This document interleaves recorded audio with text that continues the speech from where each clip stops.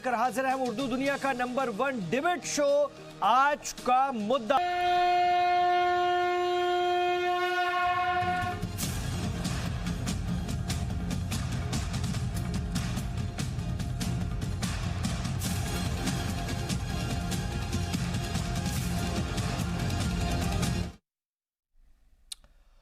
अयोध्या में मुतनाज़ा जमीन के मुद्दे को लेकर सुप्रीम कोर्ट में रोजाना सुनवाई चल रही है और आज मुस्लिम फरीकों की दलील पूरी हुई।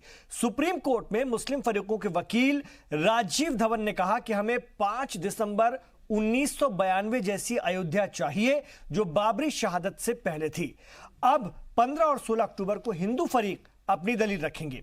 इस सब के बीच गुज़िश्ता दिनों इंडियन मुस्लिम फॉर पीस तंजीम के बैनर तले लखनऊ में मुस्लिम दानिश्वरों ने अयोध्या में मुतनाज़ा जमीन का टुकड़ा मरकजी हुकूमत को दिए जाने की पैरोकारी की।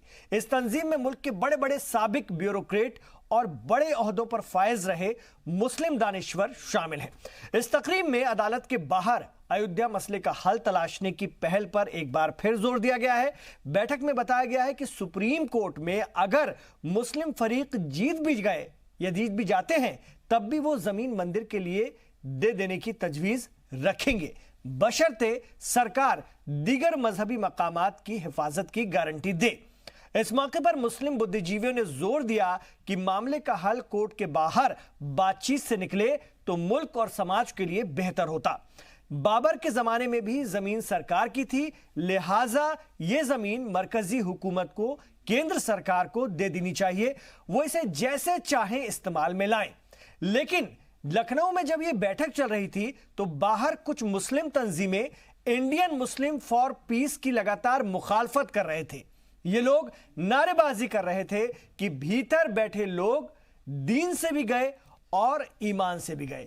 यानी देखिए, अमन की एक कोशिश अगर आखिरी भी होती है, सालिसी की एक कोशिश आखिरी भी हो रही है, अपने ढंग से लोग बात रख रहे हैं तो उसकी भी मुखालफत हो रही है।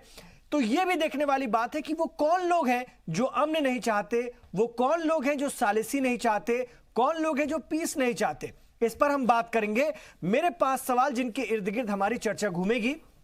मेरा आज का पहला सवाल है कि जो भी अमन और सालिसी की बात करता है, नाम नेहाद रहनुमाओं के टारगेट पर वो क्यों आ जाता है, इस पर बात करने की जरूरत है। दूसरा सवाल, क्या आखिरी मरहले में भी इस मसले पर सालिसी की गुंजाइश है या अब कोई गुंजाइश नहीं रही। तीसरा सवाल, फैसला किसी एक के हक में आएगा, दूसरे फिरके का दिल न टूटे, इसके लिए क्या कोई पहल होनी चाहिए। यह भी एक अहम सवाल है क्योंकि फैसला तो किसी एक के पक्ष में ही आएगा, फिर दूसरा पक्ष कैसे रिएक्ट करेगा, या उसको कोई तकलीफ ना हो या उसके लोगों को कोई परेशानी ना हो इस रूप में कि हम अपने आप को हारा हुआ फील कर रहे हैं, तो उसको लेकर के भी क्या हमें अभी पहले से पहल नहीं करनी चाहिए जैसी ये संगठन करने की कोशिश कर रहा है। चौथा सवाल, इंडियन मुस्लिम फॉर पीस की तजवीज़ में कितना दम आपको लगता है, इस पर भी हम बात करेंगे।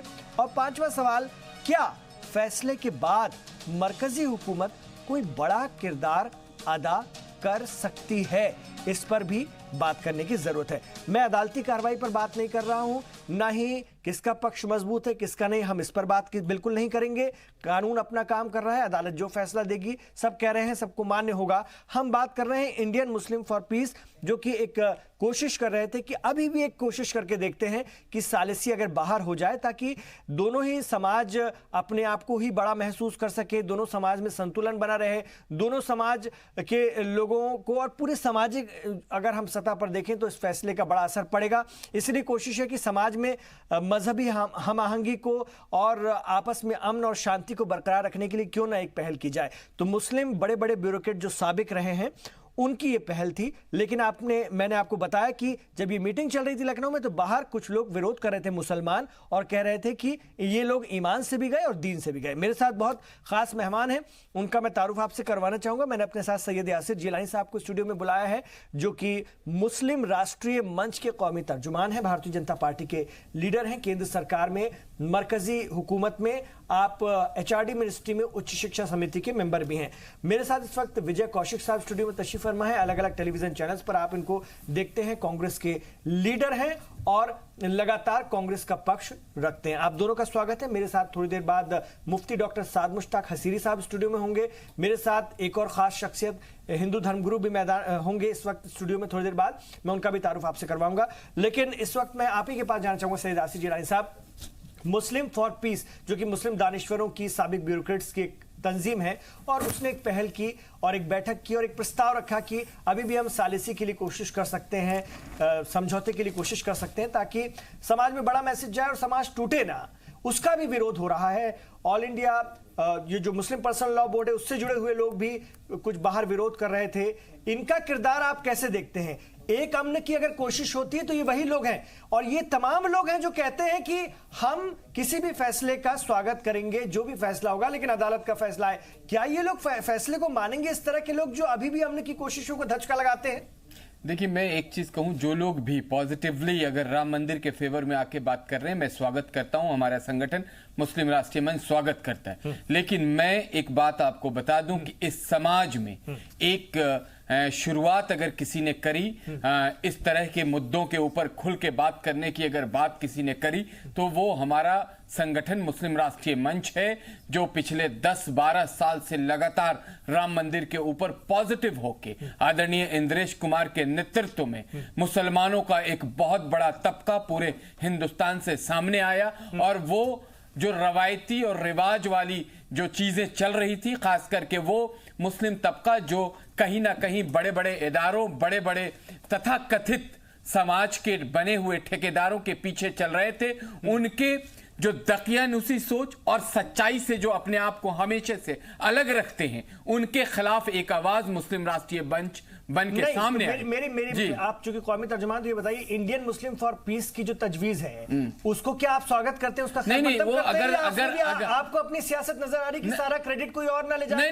नहीं, देखिए, हम क्रेडिट लेने वाले का संगठन के लोग नहीं है। हम वो लोग हैं जो भारत के कई मुद्दों को बदलाव, समाज के बदलाव के लिए काम करते हैं। हम वो लोग नहीं है कि जुमा 8 दिन में जब सब कुछ लग रहा है, इस वक्त कोर्ट से सारे साक्ष्य, सारे एविडेंस राम मंदिर की तरफ है, तो आप सडनली एक तरीके से कहीं से जो जलकुंभी जो छोटे छोटे तालाब में सामने से आ जाती है, जिनका कोई वजूद और वकार नहीं है, जिन्होंने अपनी पूरी जिंदगी में किसी भी इस तरह के मुद्दे पे खुल के कोई बात नहीं करी, वो सामने आते हैं, तो मैं स्वागत कर सकता हूं। लेकिन मैं उनको इसलिए खारिज करता हूं कि उनका ना कोई रोल है, ना उनको कोई सुनने जा रहा है, ना उनको कोई फॉलोअर नहीं। तो इसका मतलब आप लोगों को भी खदशा है, अपना खतरा है कि आप लोगों ने जो इस पर इतने दिनों तक सियासत की, बिल्कुल नहीं। देखिए, सुन लीजिए, उसमें आपको खदशा लगता है, उसमें लगता है कि कोई और क्रेडिट ना ले जाए। देखिए, इंद्रेश कुमार जी ने, और मेरा सवाल सुनिए आसिफ जिलानी साहब, ये नहीं है कि आप नहीं, मैं इसलिए सुनना आज नहीं। देखिए, मैं जज्बाती हूं इस मुद्दे पे।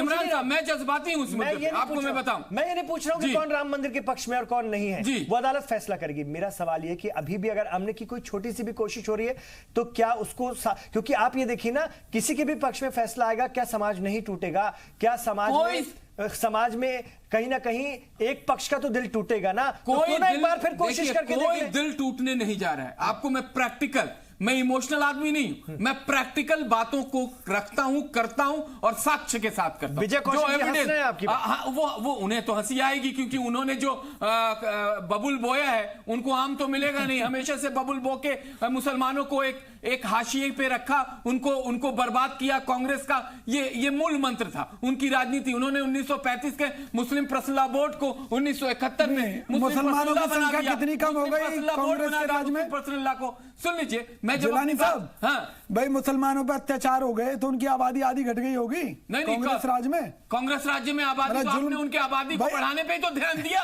उनके आबादी बढ़ाने पे ध्यान दिया, उनके मुस्तकबिल पे ध्यान दिया। तो आबादी जब बढ़ती है, खाने को रोटी मिलती है, जब आदमी के आर्थिक हालात ठीक होते हैं, जब लोग आबादी बढ़ाते हैं। ये कोई दलील नहीं, मैं आ रहा हूं आबादी बढ़ा के।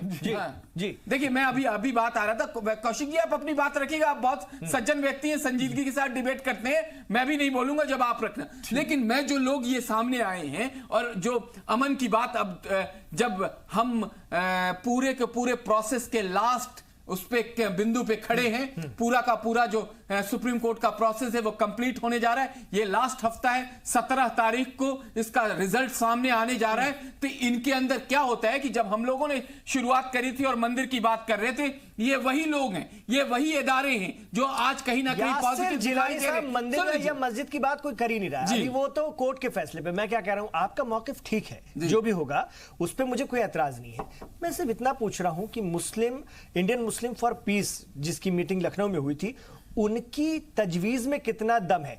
जो लोग उनका विरोध कर रहे थे, क्या मैं आपको उन्हीं की श्रेणी में रखूं? नहीं, हम ना तो उन्हीं की श्रेणी में रखूं क्या? मैंने आपको आपने मुझसे सवाल किया तो मैंने अपने संगठन के बारे में बताया, अपने नेता के बारे में बताया, जिनकी नीति साफ है, जिनका नेतृत्व साफ है, जिनकी नीयत साफ है। उन्होंने हमें राम मंदिर के लिए एक ऐसा कार्यक्रम आज से 10 साल पहले आदरणीय इंद्रेश कुमार ने दिया, जिसको हम गली गली मोहल्लों में जाके आम मुसलमानों से बात करी कि राम मंदिर की एग्जैक्टली सच्चाई क्या है, आराध्य भगवान राम कितनी इंपॉर्टेंट रखते हैं भारत के इस संस्कृति के जो 5000 की संस्कृति है भारत की, तो आप भी उसमें तो भगवान राम की क्या वजूद है? भगवान राम एक तरफा समझौता करवाने की कोशिश में थे। मर्यादा पुरुषोत्तम राम की जिंदगी क्या है? एक तरफा समझौता करवाने की कोशिश में थे। आप लोग भी तो एक तरफा समझौता करवाने की कोशिश में थे। नहीं, एक तरफा। एक बात बताइए, अयोध्या में अब आप टेक्निकल बात समझिए, उस मस्जिद जिसको ये लोग कहते हैं कि मस्जिद वहां बाबर ने बनाई थी, मीर बाकी, तो फिर इंडियन मुस्लिम फॉर पीस और आपकी तजवीज में फर्क क्या है? वो भी तो ये कह रहे हैं, मुझे एक बात समझ लीजिए, अगर मुसलमान ये केस जीत भी गए, वो ये कह रहे हैं ना, अगर मुसलमान ये केस जीत भी गए तो क्या वहां पर मस्जिद बनवा पाएंगे? इसकी कोई गारंटी नहीं है। सहाफत को मैं सलाम करता हूं, आपकी संजीदगी के भरे सवाल को सलाम करता हूं।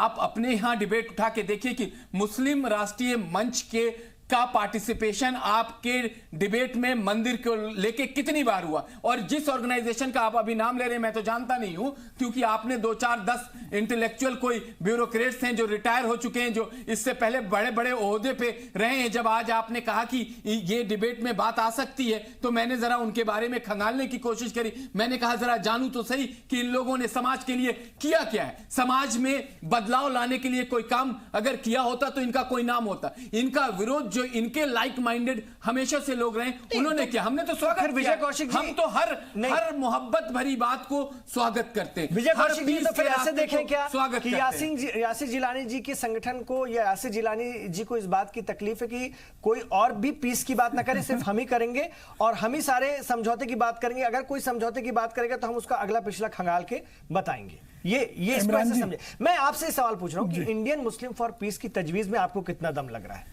देखिए, जब राजनीति आ जाती है तो क्रेडिट लेने की होड़ मच जाती है।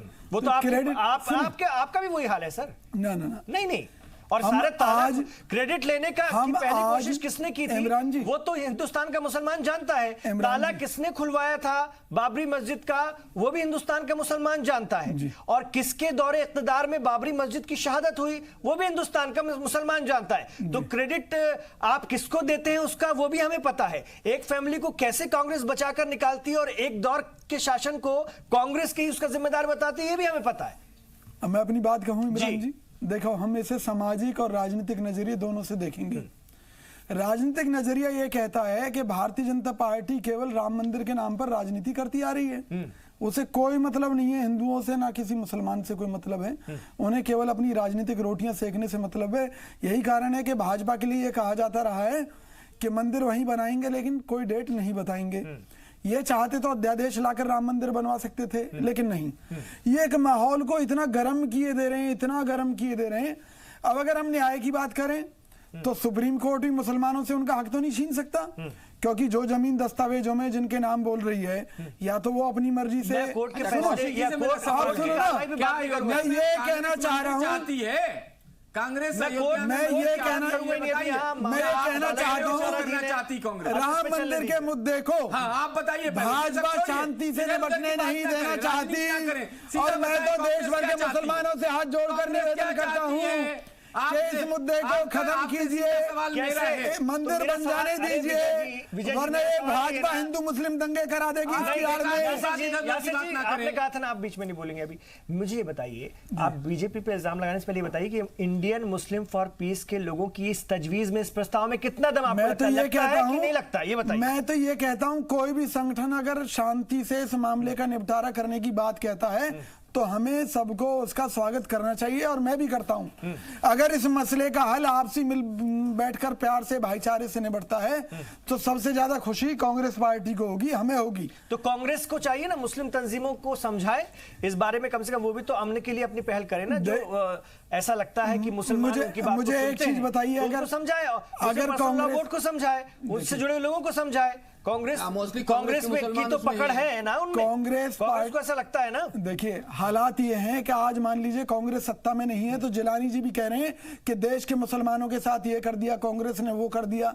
तो ऐसे ही जब सत्ता परिवर्तन होता है तो सत्ता के नशे में कुछ लोग इस तरह का माहौल क्रिएट कर देते हैं कि आज अगर कांग्रेस मुसलमानों को समझाना भी चाहे ना तो यही लोग बाहर निकल कर आ जाएंगे और ये कहेंगे कि जी कांग्रेस मुसलमानों की दुश्मन है।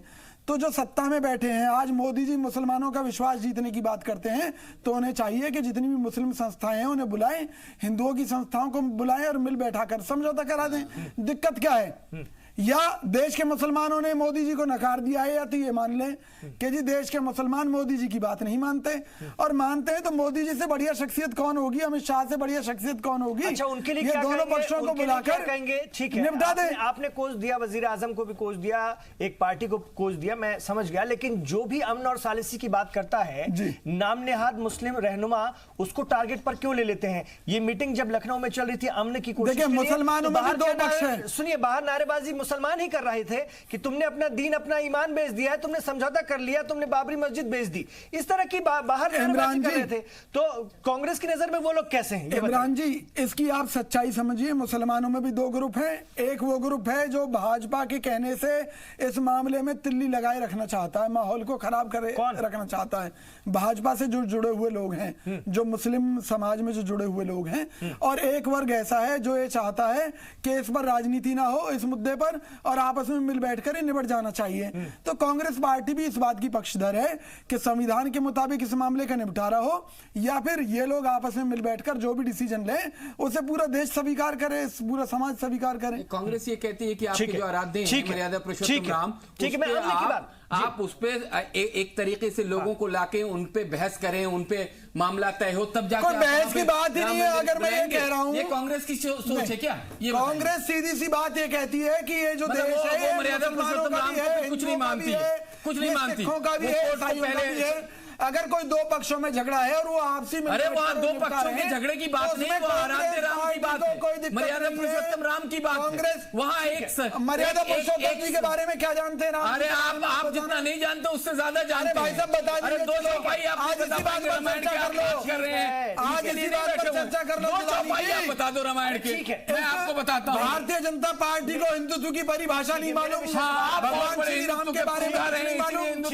हिंदुत्व की बात करते करते कहाँ पहुंच गए? अगर भाजपा के नेता ये साबित कर दे उन्हें हिंदुत्व की परिभाषा मालूम चाहता है। साहब कौशिक साहब अमन की बात पर आइए। वही मैं शांति चाहता हूँ, कांग्रेस पार्टी शांति चाहती है, मेरे मुद्दे से बाहर नहीं जाइए। मेरे साथ मुफ्ती डॉक्टर साद मुश्ताक हसीरी साहब स्टूडियो में तशरीफ फरमा है, और भी मेरे साथ एक खास मेहमान जुड़ गए हैं, मैं उनका भी स्वागत करता हूं, खैर मकदम करता हूं। सर आपका भी। मुफ्ती साहब मैं आपके पास सबसे पहले आ रहा हूं, फिर मैं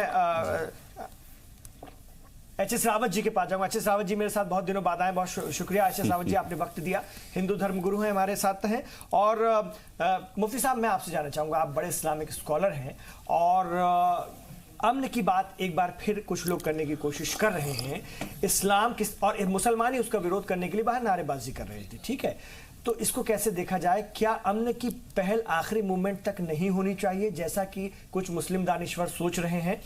हो सकता है कल फैसला आ जाए, परसों फैसला हो जाए, 15 दिन में फैसला हो जाए, लेकिन उनकी सोच है कि समाज न टूटे, इसलिए चलो एक बार हम फिर कोशिश करते हैं, क्योंकि एक किसी के पक्ष में आएगा फैसला, एक कोई पक्ष हारेगा, तो किसी का भी दिल न टूटे। तो चलिए मिलकर के एक बार फिर कोशिश करते हैं कि सबका मान रह जाए। तो इसमें बुराई क्या है?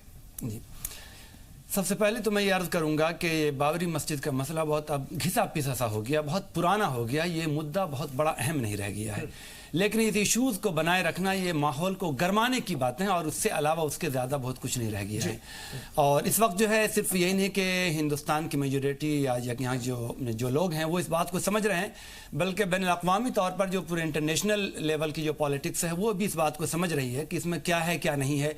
और जीत और हार की जहाँ तक बात कही तो वो खुला हुआ प्लेटफॉर्म है, ऐसा कुछ दिखता नहीं है कि इसमें क्या है क्या नहीं है। इसलिए अब मुसलमानों के लिए बेहतर यही था कि अब इस मसले को बहुत बड़ा और भी यानी एक आग पे पेट्रोल छिड़कने के मानिंद होगा, किसी और बात को उजागर करना, किसी और बात को बहुत बढ़ाना, बहुत संजीदगी की बात, ये कदम बहुत पहले उठना चाहिए था। और ये नहीं कि आज की बात, इस पे बहुत से लोग ये कहते हैं कि एक बाबरी मस्जिद पे सबकदोश होने का मतलब ये है कि फिर अगली दूसरी चीजें, फिर तीसरी चीजें हैं, तो इस तरह की चीजें रहेंगी। लेकिन सही बात यह है कि मुसलमानों का भी कोई मुअतबर, कोई बहुत बड़ा सियासतदान, मुस्लिम कोई सियासतदान, कोई ऐसा चेहरा नहीं है जो किसी एक प्लेटफॉर्म पे सब लोगों को जमा कर ले या सब लोग उसकी एक बात मान लें। तो इस तरह मुंतशिर रह करके कोई फैसला लेना इनके लिए नामुमकिन मसले है, इम्पॉसिबल है कि कोई एक बेहतर फैसला ले लें। जैसे इन्होंने अभी ये कहा कि इसमें भी 2 ग्रुप हैं, बल्कि मैं कहूँ बहुत सारे ग्रुप हैं, इसलिए किसी नतीजे पे पहुंचना आप एक हल नहीं है। तो इसलिए बेहतर रास्ता यही था। मैं आपसे जानना चाहूंगा कि कुछ नाम नेहाद रहनुमा मुसलमानों के ही जी, ये मैं किसी दूसरे पक्ष की बात नहीं कर रहा हूं, अभी सिर्फ मुसलमानों की बात कर रहा हूं। मुसलमान ही अगर अमन की कोशिश करते हैं तो कुछ नाम नेहाद रहनुमाओं को तकलीफ होने लगती है, तो उनकी इस तकलीफ को कैसे देखें? तकलीफ का मसला यह है कि जब पहले से एक आवाज उठाते आ रहे हैं, संगठन है जो जिनके हिसाब से मुझे समझ में आ रहा है उनका एक अपना स्टैंड है, लेकिन उस स्टैंड में भी अगर कोई उस स्टैंड के आसपास भी सोचने की कोशिश करे समझौते की, तो उनको ये लगता है कि कहीं हमारा क्रेडिट कोई और ना ले जाए, तो वो आखिरी मोमेंट तक अपने उस पे दम पे कायम है। मसला ये है कि वो एक जमाने से किसी चीज को लेते हुए बोलते आ रहे, कुछ कोशिश करते आ रहे हैं, अलग-अलग प्लेटफॉर्म पे। अब अगर वो हटते हैं तो उनके लिए शिकस्त कहलाती कुछ और उलमा हजरात मिले थे तो यासिर जिलानी साहब को तकलीफ हो गई थी, क्योंकि यासिर जिलानी साहब ने साफ-साफ कहना और लिखना शुरू कर दिया था कि भाई सारा क्रेडिट, उनके कहने का मतलब था कि यासिर जिलानी साहब मैं आऊंगा आपके पास, अगर आपको अफसोस बुरा लगे, मैं आपके संगठन की बात कर रहा हूं, आपके संगठन की सोच की बात कर रहा हूं। नहीं, मैं एक लाइन में आपकी बात को बता दूं कि हम कोई भी आ रहा है जो पीस के लिए आ रहा है, जो चाह रहा है कि वहां पे भव्य राम मंदिर का निर्माण हो, हम स्वागत करते हैं। हमारा उनसे कोई कोई उनकी खिलाफत नहीं करता। इनका मूड एक तरफा है, सुनिए, पॉलिटिकल डिस्कोर्स बदल चुका है। हम चाहते हैं कि अगर वजीर आजम साहब ने ये बात कही है कि मुसलमानों को मेन स्ट्रीम में लाएंगे, मुसलमानों को वजीफा दे रहे हैं, मुसलमानों को अच्छी एजुकेशन दे रहे हैं, मुसलमानों के लिए अच्छे हेल्थ की बात कर रहे हैं, मुसलमानों के लिए अच्छी स्कीमें लेके आई है, माइनॉरिटी मिनिस्ट्री उनको उनमें डायरेक्ट काम मिल रहा है, रोजगार मिल रहा है, सब कुछ अगर दे रहे हैं तो आप ये समझ लीजिए कि मौजूदा वक्त का पॉलिटिकल डिस्कोर्स बदल चुका है। पॉलिटिकल डिस्कोर्स जब बदल जाता है और आपकी राजनीति, जो आपके कौम की रहनुमाई कुछ नामो निहाद जो आप कह रहे हैं वो पिछले 30-35 सालों से कर रहे थे, और उनके साथ भी सबसे बड़ा मुद्दा ये रहा कि वो टाइम टू टाइम अपने आप को खरीद फरोख्त करते रहे। ये पूरे हिंदुस्तान ने देखा। मैं बहुत बड़े जो इदारे चलाने वाले, बहुत बड़े नामो निहाद जो नेता रहे हैं, मैं उनकी बात कर रहा हूं। मैं अगर कोशिश वहां तक आप पहुंच भी नहीं पाएंगे, जिनके पास लाखों लाख करोड़ों के फॉलोअर्स हैं, वो भी इस वक्त वजीर आजम की तारीफ कर रहे हैं, जो हमें अच्छा लग रहा है, और हम उनका स्वागत करेंगे। अगर वो हमारे मुद्दों पे हमारे साथ स्टैंड करेंगे, हमारे साथ खड़े होंगे, तो हमने अकेले, हमारे जैसे धर्मगुरु अभी रावत जी बैठे हुए, आप इनसे इनका बयान लीजिए, इनसे पूछिए कि हमने 200 से ज्यादा डिबेट राम मंदिर है इसी साल के अंदर करी है, और सिर्फ हमारा संगठन मुस्लिम राष्ट्रीय मंच है, हमारे नेता इंद्रेश कुमार ने एक रास्ता बताया, एक राह दिखाई, तब हम लोग एक काम कर रहे हैं समरसता और समानता बनाने के लिए समाज के अंदर। तो हम कैसे उन लोगों के ऊपर हम सवाल जरूर बताएंगे, स्वागत करेंगे, देखिए उनका साथ देंगे, उनका स्वागत करेंगे, लेकिन उनके बारे में हकीकत समाज को जानना चाहिए कि वो कितने देर तक आपके साथ चल पाएंगे। ऐसा ना हो कि ऐसे लोग आ रहे हैं कुछ अपने जाति मफाद के लिए। जरूरी है कि प्रश्न चिन्ह के साथ उनको स्वागत किया जाए। इस्लाम क्या कहता है, और आखिरी इस अमन की जो लास्ट कोशिश है उसके हवाले से इस्लाम क्या कहता है,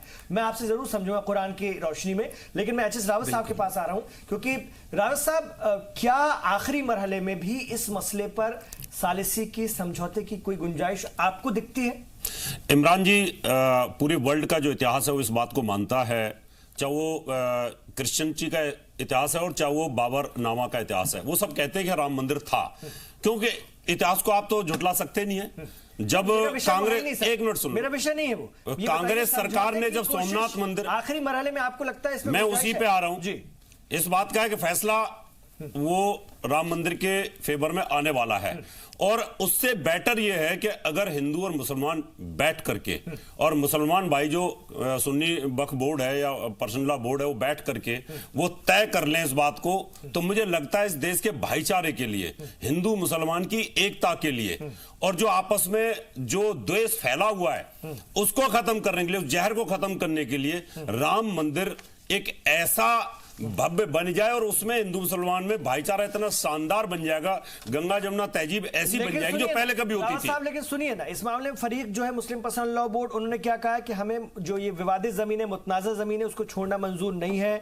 बोर्ड में एक बयान में कह दिया कि बाबरी मस्जिद किसी भी मंदिर को तोड़कर नहीं बनाई गई है, लिहाजा शरीयत के हिसाब से ये जमीन न किसी को हस्तांतरित हो सकती है न किसी को बेची जा सकती है। बोर्ड के मेंबर खालिद रशीद फिरंगी महली साहब कह रहे हैं कि बोर्ड अपने पुराने रुख पर कायम है, इसमें समझौते की अब कोई गुंजाइश। इमरान जी महली साहब को भी पता है, और जो कट्टरपंथी दो विचारधारा है, कट्टरपंथी जो मुसलमान है वो इस फेवर में है ही नहीं, उनको भी इसको बात को पता है कि जब सोमनाथ का मंदिर था उस समय तो यहां पर इस्लाम का आक्रांता जो थे वो उस समय अटैक कर रहे थे, उससे पहले तो इस्लाम था ही नहीं। और आप देखें सीता जी का जो मंदिर नेपाल में था वो भी इस्लाम से पहले का, ये इस्लाम 1440 वर्ष पहले इस्लाम आया है। और आप केदारनाथ मंदिर की बात करते हैं, हम शंकराचार्य की बात करते हैं, उस समय केदारनाथ का मंदिर था तो भगवान राम का मंदिर नहीं था। इतिहास इस बात को मानता है। मैं तो फिर भी एक बात कहूंगा कि फैसला आने से पहले अगर जो कट्टरपंथी हैं अगर वो साथ हो जाते हैं तो मुझे लगता है कि हिंदू मुसलमान का भाईचारा बढ़ेगा,